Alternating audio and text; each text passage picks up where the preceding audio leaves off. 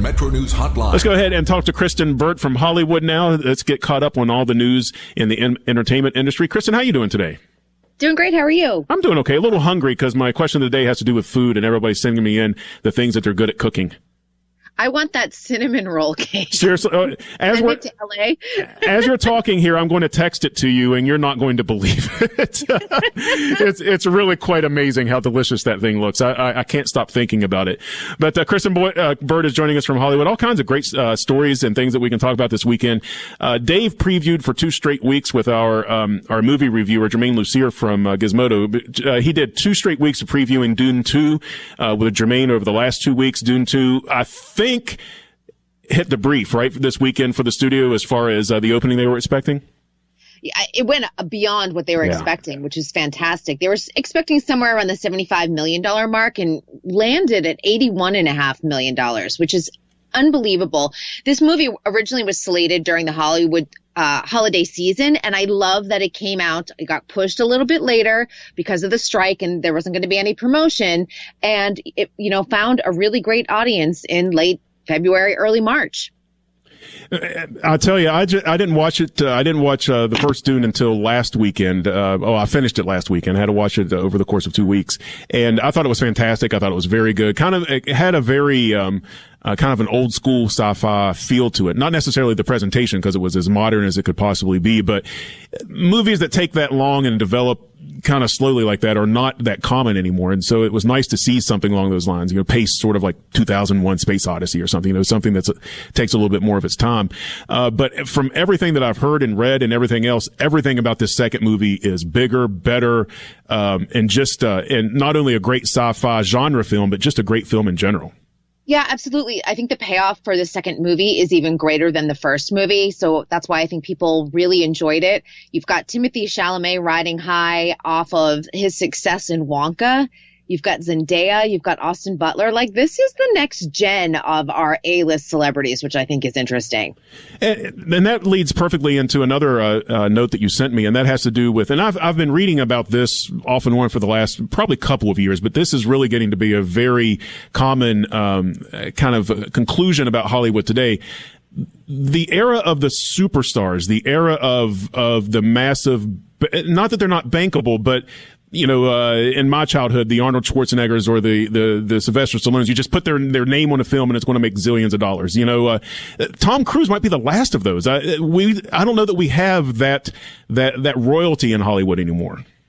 And it's funny with Tom Cruise, I would say he delivered on Top Gun 2, but didn't deliver in Mission Impossible this past summer. So we're even seeing him falter a little bit, which I think is interesting. And they pushed Mission Impossible 8, until 2025. It was supposed to come out this summer. So they're like, I think everyone needs a Tom Cruise breather. And that's the thing. Like, the days of like the $20 million per picture plus back end points where they wind up earning like $50, $60 million a picture don't exist anymore. All of these Gen Z stars, they're all names if you're Gen Z. But if you go and ask maybe someone who's a boomer or someone who's even Gen X, they might not know who Zendaya is or who Timothée Chalamet is. It's staying very sectioned into your generation. So we're just not seeing that overall A-list superstar that crosses over to absolutely every age group. And it's why we're also starting to see celebrities really branch out into businesses. They're investing in alcohol brands. You look at someone like Ryan Reynolds. I mean, he's got Mint Mobile and he's got an advertising agency. Their fortune doesn't come solely from Hollywood anymore.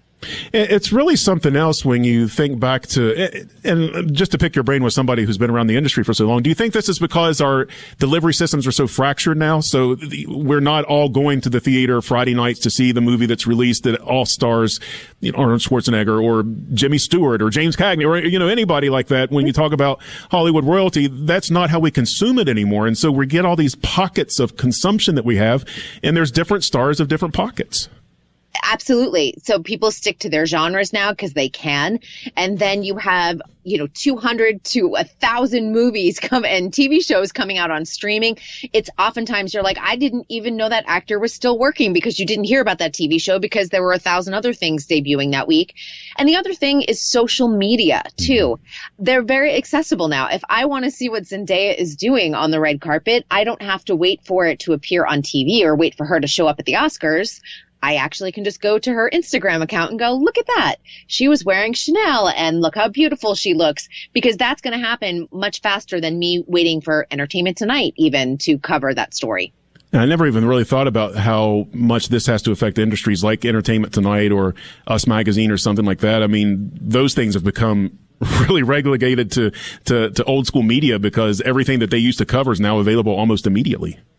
It's so true. It's a game changer. And I'm old enough to be in the industry where I've seen the shift. I've witnessed the shift from where you would go and buy, 20 magazines at the airport. But like, I have my people in my Us magazine before I fly away for vacation. Right. And now I would never buy that because I already saw it on my iPhone 5 minutes ago. Yeah. And it's really interesting to watch that shift and have to learn how to adapt to that shift as an entertainment reporter. What's I had no idea that this was a threat that was on the horizon. I was surprised when I got your notes over today. There's another potential strike on the horizon? There is. So, last year we had the writer's strike and the actor's strike.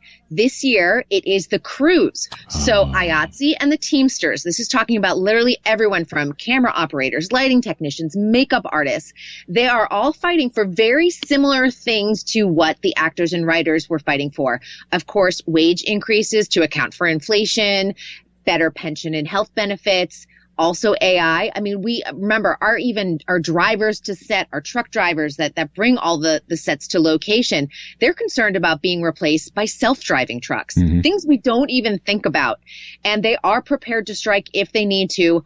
Hopefully AMPTP learned their lesson last year and know that, people will dig in for a long strike, even though I don't know how economically people will survive this. Yeah, that's the tough thing. Does this include like the CGI workers and things as well? Are they part of this strike?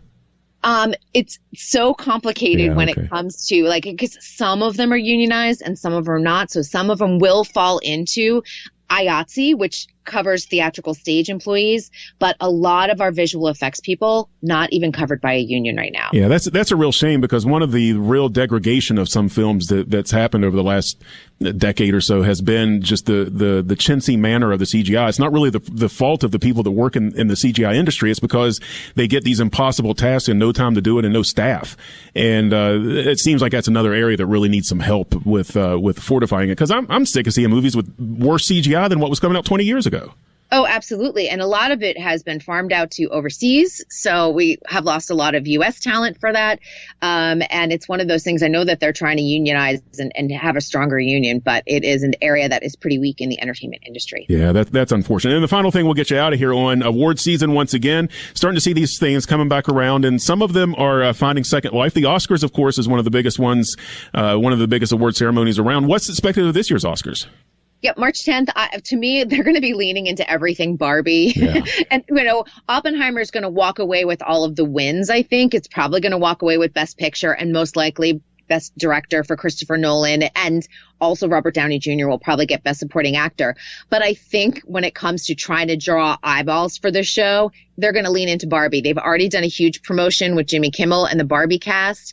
You have Ryan Gosling singing I'm Just Ken live on the show, which to me will be the most viral moment.